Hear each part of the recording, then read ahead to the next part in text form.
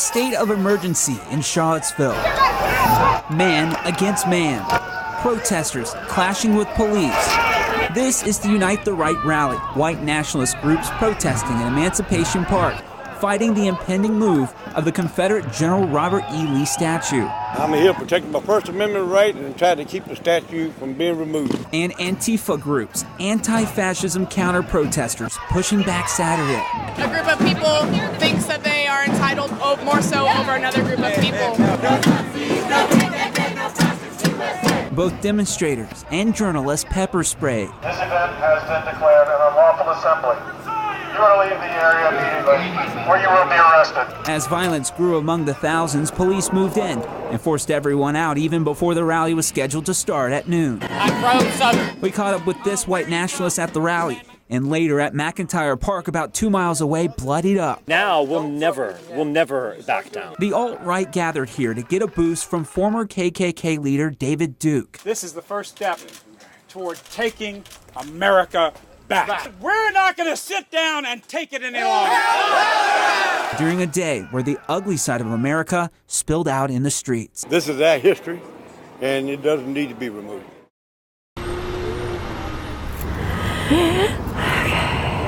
Letting it all out.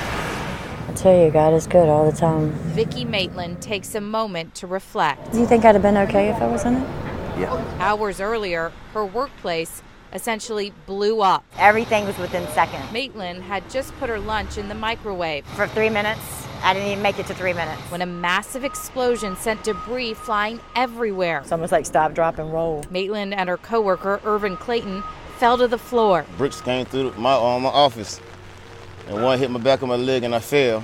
And then I looked up, then the ceiling was coming down. Before racing out of the building, where Maitland cradled Clayton. He was hurt. He was hurt. The falling debris fractured Clayton's knee. Saved my life, for real. Maitland escaped without a scrape, but her car did not. If I had waited 3 minutes and gotten my food, I would have been in my car. Plain and simple. What ifs that Maitland's husband Dale would rather not think about. You can replace the car, you can't replace your wife. You can also replace the building. I'm just grateful I'm okay. But until that happens. But I think we're all gonna pull together. We're gonna figure something out. I tell you, that car has been through a lot. It's definitely kept me safe.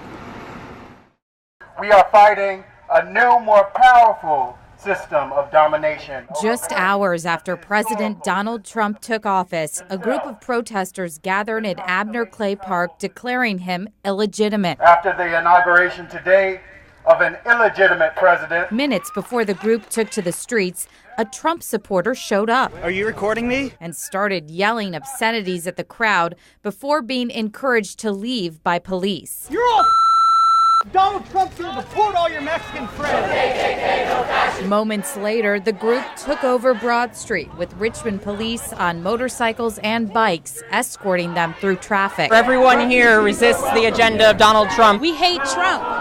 We hate him. Some of the protesters used foul language and showed anti-media sentiments. Well, we don't need you. We don't need you. One even pushed this reporter, and another knocked another journalist's phone out of her hand. But others just wanted to participate peacefully. This is democracy, you know what I mean? Hey man, people expressing themselves. On the other side, I got a right to say what I want. A second Trump supporter appeared, jumping into the crowd before police whisked him away. You're ignorant. On his way out, he flicked this reporter off, yelling, "Sissy." Scenes that reflect the deep divisions facing President Trump as he starts his term. When it snows, there's always one question. Yeah. Oh, gosh, here we go. On everyone's mind. So how are the roads? Totally fine. Not icy at all, just some falling ice and snow, but other than that, totally good. How are the roads? The roads are great. There's hardly anything on the roads. So how are the roads for you? They're pretty well for me. Wasn't really too much concern out there. And there's not that many people on the road, so that makes it a whole lot better. That's the reaction from drivers in Short Pump out and about in the elements. And that same feeling was echoed by people we spoke with in North Chesterfield. They were good. They were really good. No problems at all? No, not at all. How were the neighborhood streets for you? Not bad at all. Yeah, they were. It seems to be melting still on the roads. So. Snow blanketed Central Virginia Friday, leaving roads wet and slippery, causing hundreds of accidents, according to state police.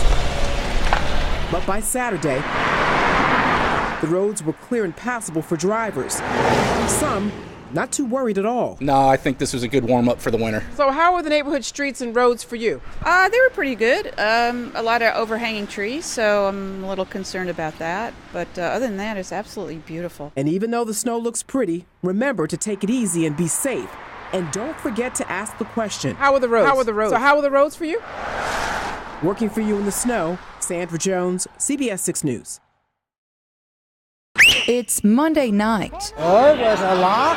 At Powhatan's Black Hawk Gym. Big pulls, let's go. Finish up, finish up, finish up. Like every week. I'm not getting run over because of you. The drills. Go, Sammy, go, Sammy, go, Sammy. The drive. Up. The intensity. Give me 5. Is present. 3, 2, 1. But it's what's missing on this night that has this tight-knit team pushing even harder. I miss him. Coach Zach Olson returns to the mat with his wrestling family for the very first time since his mentor, Mike Walter, was gunned down in the line of duty as a special agent with the Virginia State Police. That's a big thing, is that we're together.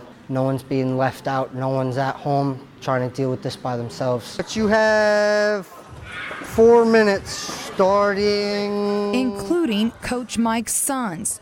No. Who pushed through practice like the rest of their teammates for the man who built this club on making the most of today. He wants us to still keep wrestling. He wants us to move on what he left here as a legacy and us to move that on to make bigger and better things for him. As Mike did for J.D. McMillan, Coach didn't let the deaf wrestler escape due to a disability. He kind of showed me that I wasn't disadvantaged. I was normal like everyone else. He created an own language with me and impacted my life as well as all the other kids' lives. And it's this passion. They're going to express themselves through wrestling and get that emotion out. That even in the most challenging times will carry this team, this family through as the sun sets this Monday night and everyone to come in memory of Mike. The only way we're going to be able to get past this is to be like Mike with everybody else.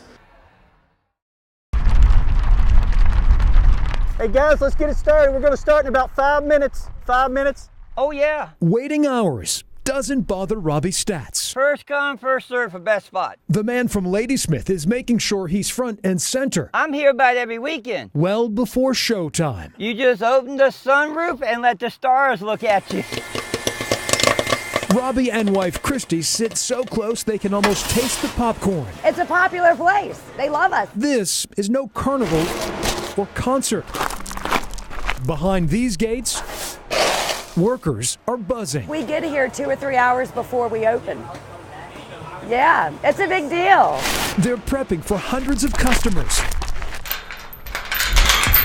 who want to go back, way back. You guys can head down and wait at the ticket booth. This is the Goochland Drive-In, affectionately called the GDIT. John Heidel is introducing a new generation to the old way of watching movies. Hi, welcome to Richmond Drive-In. Just 2 tonight. The drive-in is not about necessarily the movie, it's about the experience of it all. Many doubted John's dream of a drive-in from scratch would fly. There are a myriad of reasons not to do it. Once a staple on the American landscape with more than 4,000 locations, All right, here you go. drive-ins have dwindled to just about 300. That's the Big Daddy right there.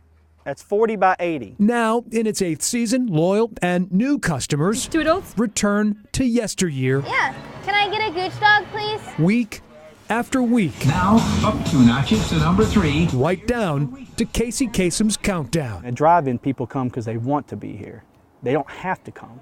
They want to. John left his sales and marketing job behind, pouring his life savings into opening GDIT, a decision he doesn't regret. We're helping people make memories. We're selling an experience. It really is a pleasure to be here just in this environment outside. Denise and Calvin Smith from Chesterfield drove more than an hour to turn back the clock. It's like magic. It's like a time warp. So we're slipping back tonight into the 70s and the 80s and the 60s. It's beautiful. The 48-year-old Heidel says reviving the drive-in is nonstop, so his customers can slow down. You're in a bubble from the world.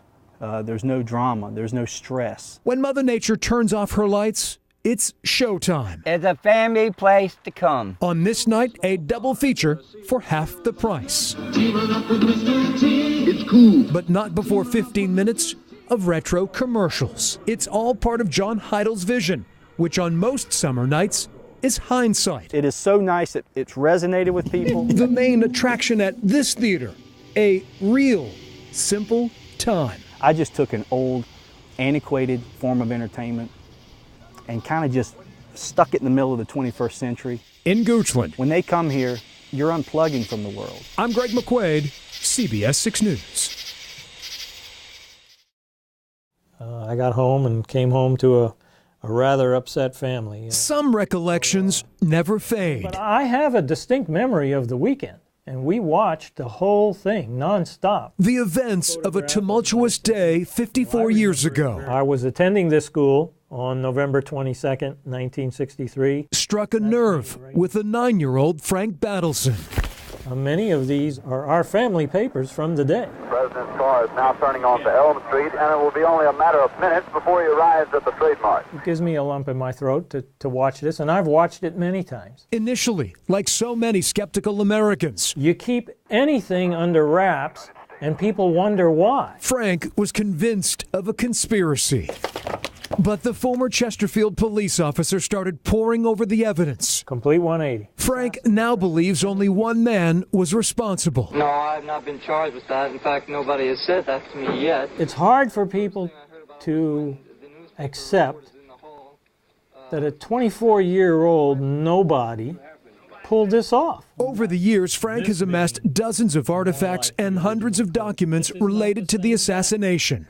It says Flash, Dallas, Kennedy seriously wounded. But Frank's most prized possession sits in his garage. It's history for me. It makes me feel like I'm a little bit closer. This rusted 1955 Bel Air was once owned by Ruth Payne. Lee Harvey Oswald started to learn to drive in this vehicle. He was taught by Ruth Payne. Frank refuses to restore the car, believing there is historic value in leaving the station wagon as is. This car also, on several occasions, transported the rifle that killed President Kennedy. The thousands of newly released documents by the National Archives are piquing Frank's interest. There's not going to be any smoking gun here. But Frank will forever remain convinced one person pulled the trigger. As we know, people don't accept that. They think there was something involved. Frank thinks conspiracy theories swirling around JFK's killing, a very famous picture, will never cease. This is the man that killed President Kennedy. Frank says if only people would methodically study the case, I don't think that's going to happen. They would find the answer. I don't think I'll ever have to eat my words. I'll stand by that. Hidden in plain sight. There's no question that the physical evidence speaks for itself, and Lee Harvey Oswald committed the crime alone. Several police officers are rushing up the hill at this time. Stand by just a moment, please.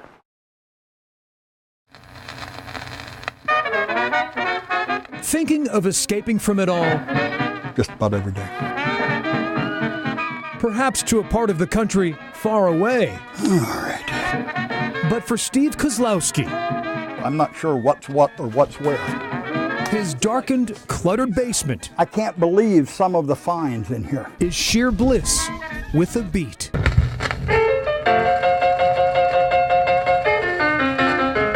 Steve immerses himself in song. Most every day. I'm down here for at least 5, 6, 7 hours.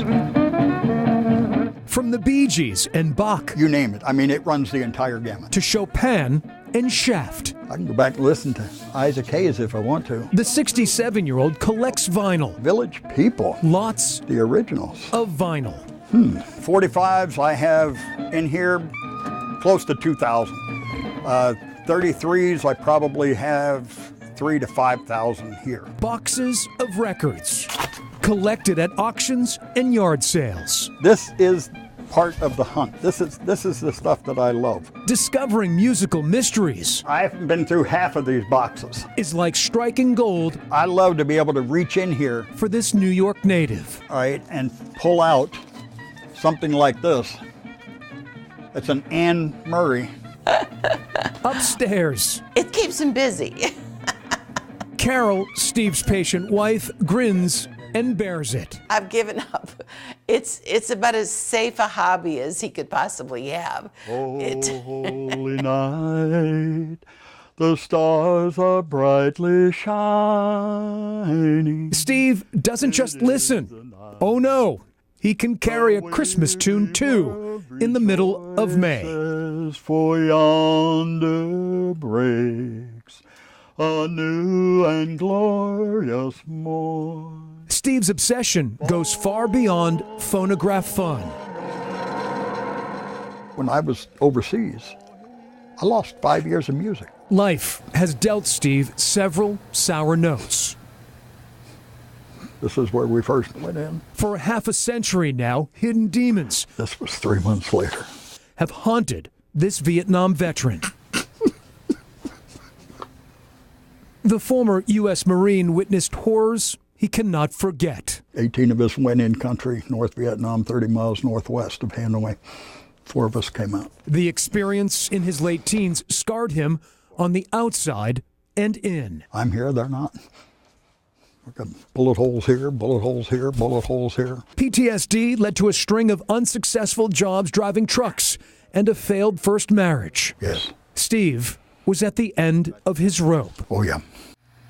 But rediscovering music, all genres, is slowly pulling Steve out of his dark place. Nobody has touched that vinyl for 40, 50, 60 years. And you heard the sound and the tone quality and everything else. His self-prescribed music therapy now this is easing his burden. I haven't even wiped the dust or the dirt off of this. Please don't take my sunshine away. To see the joy and the love and the excitement in something as simple as music, it just makes me very happy to see that. He deserves it. It is gorgeous. These days, Steve is sharing his love of lyrics on tour. It's a painful journey for this veteran. His destination, the same hallowed venue, over and over again.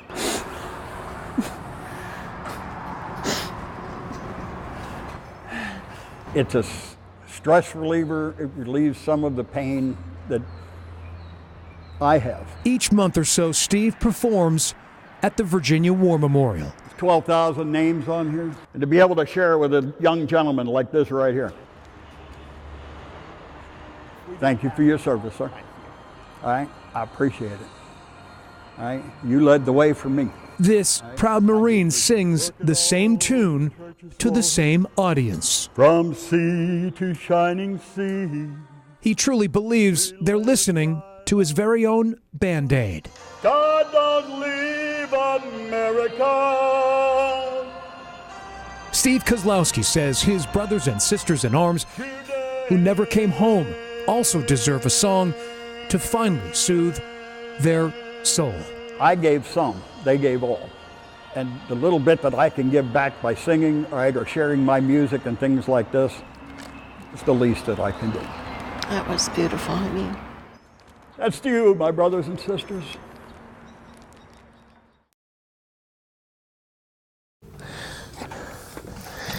The first thing I do is stretch.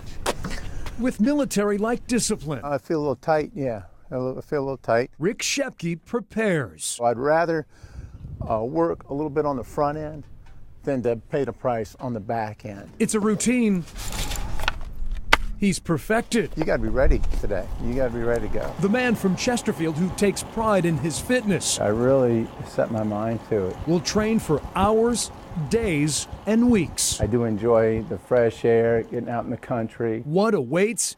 A 200-mile trek. Beginning and the finish.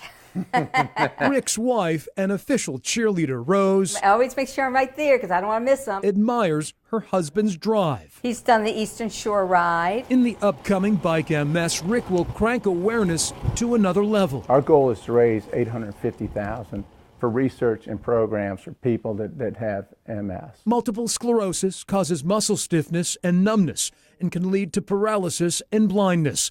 It's a disease Rick is all too familiar with. Bottom line is I couldn't see out of my left eye.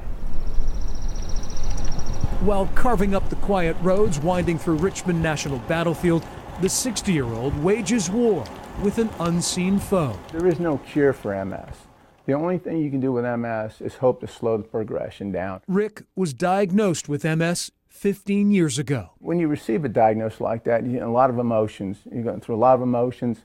But once I got through that, I accepted the disease and I made up my mind right then and there that I was going to fight the disease. But Rick is taking a stand. I have MS, but MS doesn't have me. It was kind of scary. Rose Shepke says her husband's can-do spirit inspires. It's never like we have a problem like, oh my, oh goodness. It's like, okay, well, let's see. What are we going to do to make it better? From his past accomplishments, The vast majority of these are MS bike events, to his future endeavors. Attitude is everything. You've got to be positive. When Rick kicks into high gear for the 2-day Bike MS from Richmond to Williamsburg and back, I don't take my health for granted. Rick will stay focused on finishing. We only get one crack at this life. There's no redos. And when he crosses the finish line, Rick will be doing so for those who can't. And I'm going to keep fighting this all the way to the end. That's my goal. That's my goal.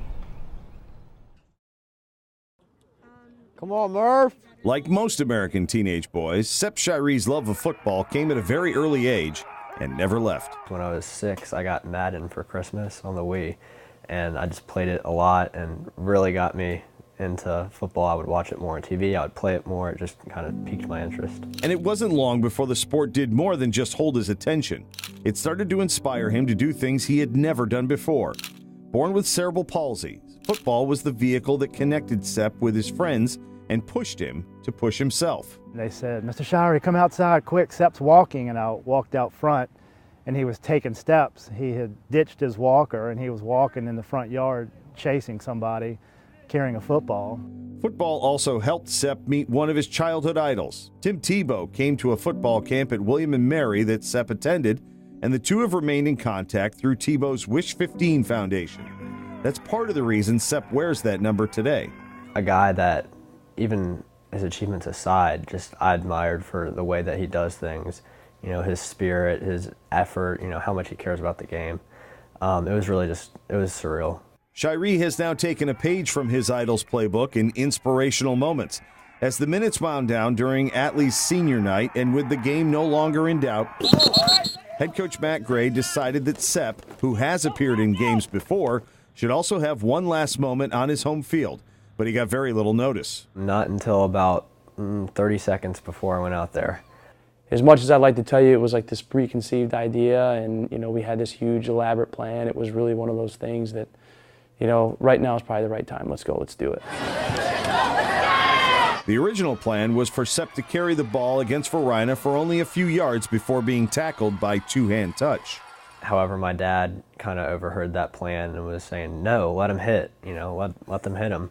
Gee, thanks, Dad. Well, I mean, he knows that's what I would say. But even that idea, unbeknownst to almost everyone on and off the field, was scrapped just a few steps into Sepp's run. The game had been full of trash talk back and forth until Sepp started moving and caught the attention of one defender in particular. I looked in his eyes. Like when he was running, I was just looking at him and I was just clapping him on. Like the feeling, I just wanted him to score. Like I knew it would be a good feeling for him. Verina defender Tayshawn Crutchfield told his teammates to let Shiree go as far as he could, and that is exactly what happened. I looked pretty consistent throughout the run, but there was about 3 times where I was this close to just going over. But yeah, and once I got to about the 20, I just had no energy left really in my legs. 80 yards, furthest you've ever run in your life? Absolutely. I mean, for a run, yes. I've maybe walked farther distances, but definitely not at that speed. Did you surprise yourself? I definitely surprised myself. I was like, dang, like is this really going on? Like, and I could feel it. Like inside, I felt it. Like it was I don't know why, but I loved him as a person because he got more heart than anybody. And I look back at his dad, and his dad is like teared up, and he comes and gives me a big, big hug. And it was just, you know, our kids, the way that, I mean, that's like the best thing that's happened to us all year, you know, and what a powerful moment. I turn and look at our coaching staff and our players. I know there weren't many dry eyes in that stadium, but to watch our kids make that decision and to cheer them on, to escort them in that end zone, knowing that that's the dream of a lifetime. You know, it meant everything. Once I collapsed in the end zone, a bunch of their players were, along with my teammates, were right there to help me up. And that really struck me as like, wow, like that's like really cool. But the fact that I fulfilled a dream that I've had forever of scoring a touchdown, of crossing the goal line, I mean, it was incredible.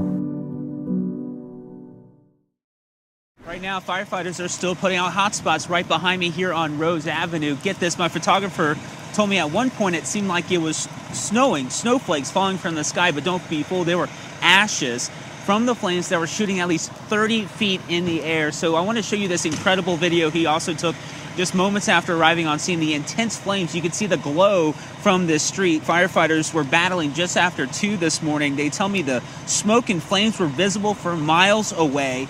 I'm told the house was vacant, but crews have not been able to get inside with all this damage here. It's going to be in an effort to sift through the rubble to see if there was anybody inside. The roof, the second floor, all caved into the bottom floor. A neighboring home was also caught on fire but suffered only minor damage, so that family fortunately is able to stay inside away from the cold and the rainy Tuesday morning. So altogether, fire crews took about an hour to extinguish the flames until investigators will be out here on Rose Avenue later this morning to determine the cause. Again, this after this 2-alarm fire here on the north side. Robin Reba. Throughout our visit to Leanne Brown's apartment at Woodland Crossing in Richmond, we constantly heard the sound of a toilet running for no reason. Yeah, it keeps making that noise. Brown says that toilet overflowed last fall and flooded her apartment. When we woke up, the water was like to my ankles. Brown also showed us these boxes where she keeps all of her food because of cockroaches. These were the bugs that was in my daughter's room on her ceiling, all bugs. They don't come out here to spray or anything.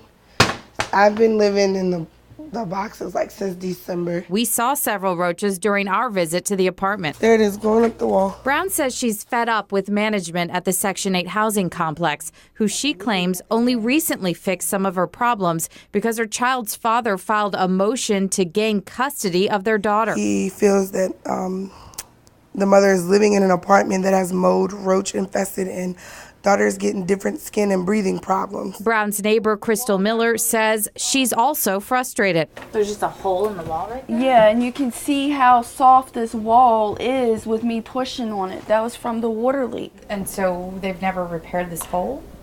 No, I've put in work orders after work orders. Miller claims the management team at Woodland Crossing takes too long to respond to maintenance problems. I'm just waiting for the ceiling to fall in. We found out the company in charge is PK Management, the same company that runs another Section 8 complex, Essex Village, which is the focus of an ongoing CBS 6 investigation into unsafe living conditions. The company receives millions of dollars from the federal government to subsidize rent at both complexes. We took a look at the most recent inspection report from the U.S. Department of Housing and Urban Development and learned that Woodland Crossing received a score of 66B out of 100, which is considered successful.